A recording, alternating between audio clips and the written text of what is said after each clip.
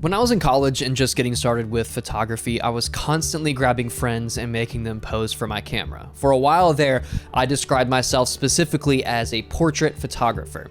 I'm an extrovert who's always placed a high value on human connection, so it just kind of made sense for me to really zero in on people-centered photography instead of something like landscape or wildlife or whatever. And now that many years have passed and my life has gone through a lot of changes, I still find myself wanting to photograph mainly people, but not in the same way that I used to, that traditional portraiture type of stuff. So, what do I do when it's time to do a couple session, something that typically calls for a traditional portrait style? Because if I don't like that style anymore, how do I authentically capture such a thing for the couple in a way that they like, while also working in a way that brings me joy as well? Because if I'm being real for a minute here, if I'm shooting something and it's not bringing me joy, that feeling comes through in the final photos as well. So if you'll let a white boy ramble about photography for a few minutes, let me walk you through a recent couple session that I did and talk about my gear and my mindset while I was shooting to get the results that I did. And hopefully this gives you a little bit of insight into my overall photographic style and approach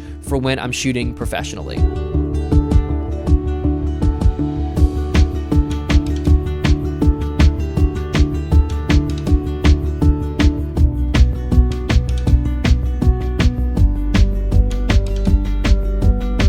I think traditional portraiture is still a valuable skill set for me to have as a photographer, especially because I shoot weddings. There's a lot of portraits you usually have to shoot during a wedding. But since I've really slid into natural documentary style photography, that's bled into my portrait work as well. I no longer get a whole lot of fulfillment from basic portraits, you know, the subject just looking into the camera and smiling, f1.8, pretty bokeh, stuff like that.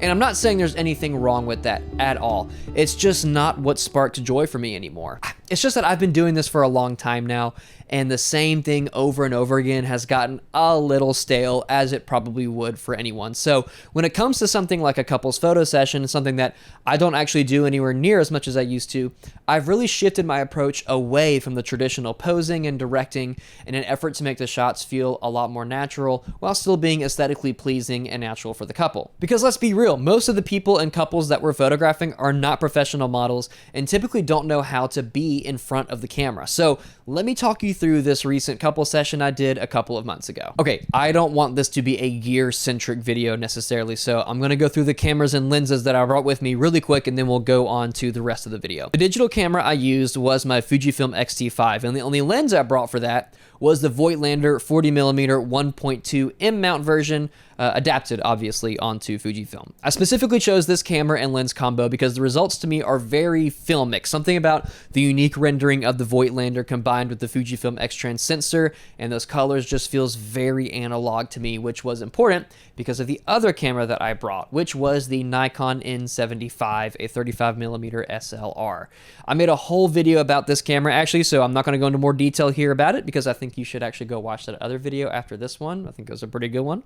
The couple actually specifically requested 4 rolls of film on this shoot, so this was my primary camera, and I only shot digital just in case something happened to the film and so that they could have some photos back more quickly. The lens I had on the Nikon N75 was the Nikkor 50mm 1.8G, your classic nifty 50, and I also did a whole video about falling back in love with the 50mm focal length, so maybe that's another one you can watch after this one. Like I mentioned earlier, I shot 4 rolls of film. That was 3 color and 1 black and white. The black and white film was Ilford Delta 400, if I can get it, which is easily my favorite black and white film. And I know a lot of people love Kodak Tri-X, and that's fine, but I'm an Ilford man through and through. I actually shot some Ilford 3200 several years ago, and I've always loved the heavy grain and tones that it creates, but Ilford 400 is much better for shooting in the daytime, which is what I did in this shoot. The color film that I used was Fujifilm 400, probably the cheapest and most accessible color film right now. You can walk into any Walmart or Walgreens in the US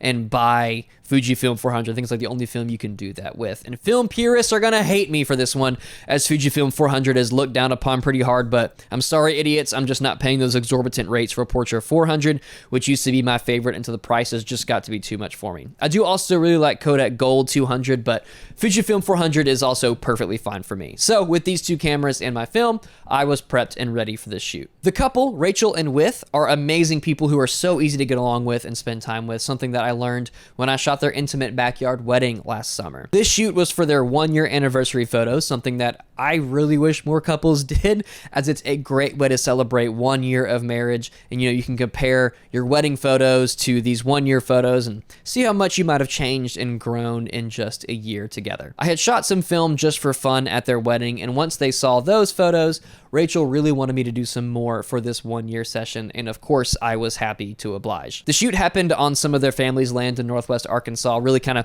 tucked away into the mountains. If you haven't been to Northwest Arkansas and it's accessible to you, please visit. It's incredibly pretty. So their family's land was kind of tucked away from populated civilization, so it was an environment that I was actually really comfortable in as someone who grew up around a lot of woods and fields as well. So the location was beautiful with a few different spots that were good for different types of photos. There was a pond, there was another pond, there were a couple of different fields, woods, old cars, all kinds of good stuff. And they also brought their dog, who wasn't invited to the wedding last year, unfortunately, which that just added a whole nother element to this 1 year session that I really liked. He was really active and playful, but also well behaved, so it made it easier to get some dynamic photos with him running around with the couple. And since I was shooting both digital and film, I had both cameras on me the whole time, kind of just feeling out when was best to shoot either. Since I only had 4 rolls of film, I made sure to space out those shots a little bit so that I could get a few photos at each location and moment, using digital to fill in any of those gaps. And I shot all the color rolls first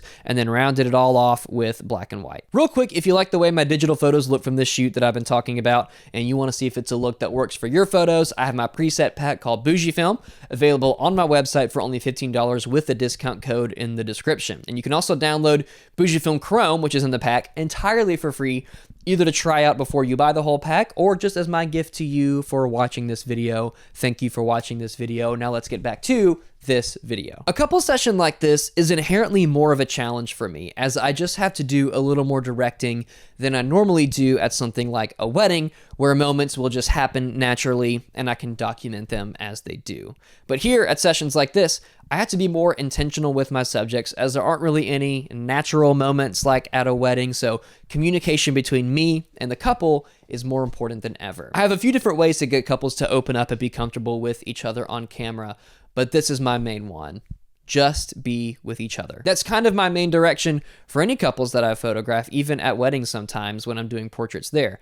Just be with each other. That seems like an overly, dogs are barking. That seems like an overly simplistic direction, and maybe it is, but that's just my style. I pretty heavily vet any couple who wants to work with me, so I typically turn away couples who I can just tell don't have the kind of connection that I enjoy documenting. You know what I'm talking about? Like, sometimes you meet a couple and it just feels like one or both of them just doesn't like the other that much, and then it's like pulling teeth to get them to act like they're in love when you're trying to photograph them. And maybe this is just a Southern culture thing, but it really irks me when, like in a heterosexual couple at least, the woman is all excited about getting photos taken and she got herself ready with a nice outfit, spent time on her hair and makeup, and then her boyfriend or fiance or husband or whoever shows up with a dirty ass baseball hat and work boots. Hey man, it's not a crime to look like you care. Anyway, I don't take on couples like that anymore. If I can tell they're not a good fit for my style and my approach, I kindly refer them to another photographer who will be. So let's talk about my actual approach to photographing Rachel and With, and why I think it worked out really well for this particular couple and the location. I did have an advantage in the fact that I had photographed their entire wedding last year, so I already had a good rapport with them going into this shoot. And their wedding was just perfect for both them and me. My own wedding was a COVID wedding in 2020, where we just had our closest family members on private family land, so I really just naturally connect with weddings like that because it makes me feel like I was at my own a little bit. Rachel and With didn't get married during COVID, but they did have an intimate backyard wedding with a small guest count, and it was exactly what they wanted. They're super easygoing and also just have a very obvious and genuine connection with each other, which makes photographing them just so easy and enjoyable. So they had worked with me already and seen my more photojournalistic approach, and they liked that approach, so they also just kind of knew what to expect from me. And since they knew the location better than I do, I let them know that I'm going to follow their lead for where to actually go. But once we get to certain spots, I really just tell them to be with each other as I shoot. And they are so good at being with each other. I think you see it in these photos. They just seem to understand that when I say that, just be with each other, I don't mean just physically be with each other, because there's a secondary meaning to being with each other, at least when I say it. And that's to kind of forget that I, the photographer, am even there in the first place.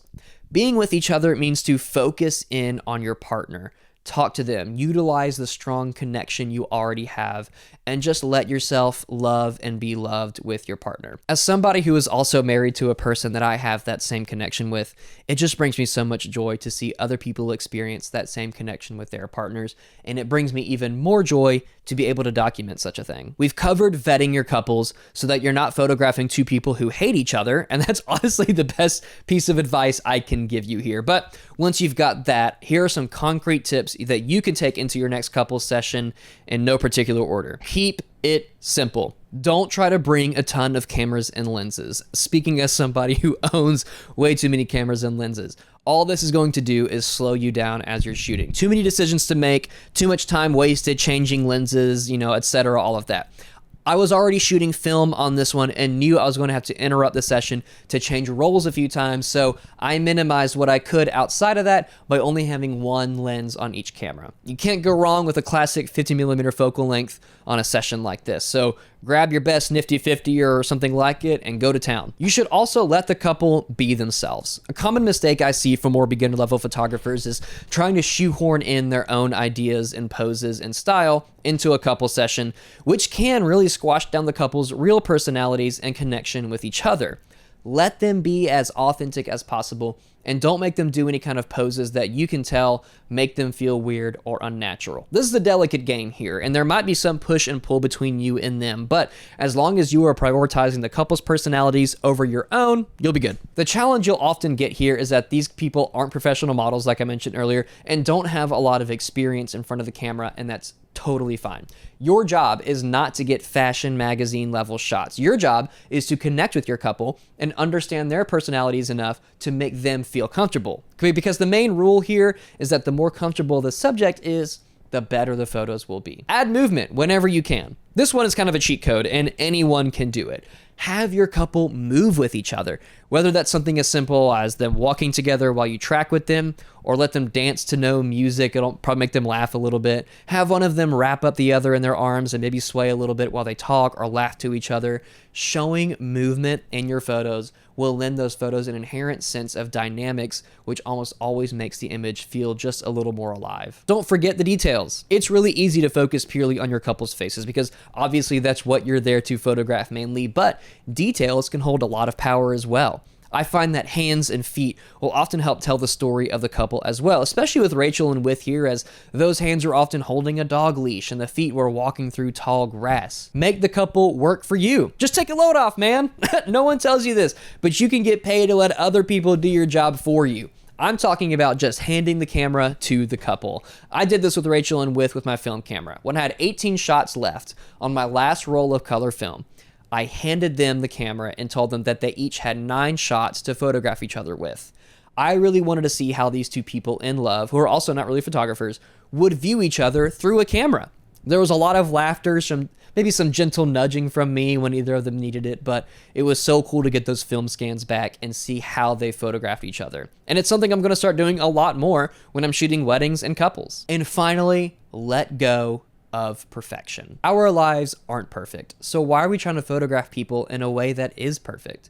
Maybe this is just a personal style thing for me because there are couples and photographers who desire perfection in their sessions, and that's fine, but that's just not me. A while ago, I gave up on trying to achieve perfection in my photography because, let's face it, that's just not something anybody is ever going to achieve. And so instead, I started focusing on capturing and conveying something much more real and attainable: emotion. It doesn't matter how logic and fact-based you try to live your life. Human beings are inherently emotional creatures. We make decisions and live our lives largely based on emotion, for better or for worse. I saw a movie that came out earlier this summer called The Materialists, which I'd highly encourage you to check out if you haven't already. The main theme of the movie is that relationships, love, romance are all things that cannot and will not be dictated by logic and spreadsheets like you can with other things in life. Chris Evans has a great line near the end of the movie where he tells Dakota Johnson, who a few scenes before had listed off all the reasons why he shouldn't love her, "You ask me why I love you, I just do." And that right there is the exact feeling I try to convey when I photograph basically anything. As a people-focused photographer, that is my primary intention whenever I pull that camera up to my face, whether I'm photographing couples or weddings or anything professionally, or my own family. That approach is going to be messy sometimes. It's going to be imperfect. It's going to have flaws, and it's also not going to be for everybody, and all of that is just fine with me. Since I like using manual focus lenses, maybe not every single photo is perfectly sharp, but even that can help make my images feel more authentic. And film photography especially is a lot harder to attain perfection with. You'll get grain, you'll definitely get some out of focus shots, and have far less control over things like color. But there's a reason that a lot of people, including this couple and myself, still love film. It just feels more organic and authentic than digital ever can. It's all perfectly imperfect, and that's the kind of work that I want to create. It's the kind of people I want to work with, and it's the kind of husband, father, friend, and person that I want to be. Well, that video ended up being a lot longer than I thought it would, but it was important for me to get out all of my thoughts and experiences about not just this particular couple shoot that we analyzed here, but also to dig deeper into the general approach that I have to capturing couples authentically. So what do you think about all that? Do you have a different style for photographing couples than I do? Maybe you got some good tips and tricks from this video. I genuinely love to hear about all that because I'm always curious to how other photographers do things, and I often learn from them as well, so please let me know. Just as a little sneak peek into videos I've got coming over the next few weeks, I'm going to Colorado for a work conference next week, and I've got the Fujifilm X-H2S coming in as a rental so I can try it out for some video work, video being something that I don't talk a whole lot about on this channel. So let me know what you want to see from me around the Fujifilm X-H2S for both photo and video. And I also picked up this Mamiya 645. Where the hell did I put that? Look at this. Look at this bad boy. Picked this up recently, a few weeks ago. I'm slowly working my way through several rolls of Kodak Gold 200 with it, so let me know what you'd like to know about that experience when I do inevitably make a video about it. And thank you to everyone who supported me by picking up my Fujifilm presets, both the full pack and the Chrome preset, as every time one of those downloads comes across my dashboard, I feel like I'm providing some kind of value to those of you who watch these videos. So thank you so much for that. And if you want to support me while I make these videos, you can do so for free by just liking this video, commenting to keep the conversation going, and subscribing if you want to see more stuff from me. But if you don't want to do any of that, that's totally fine, because I will see you in the algorithm in 6 months.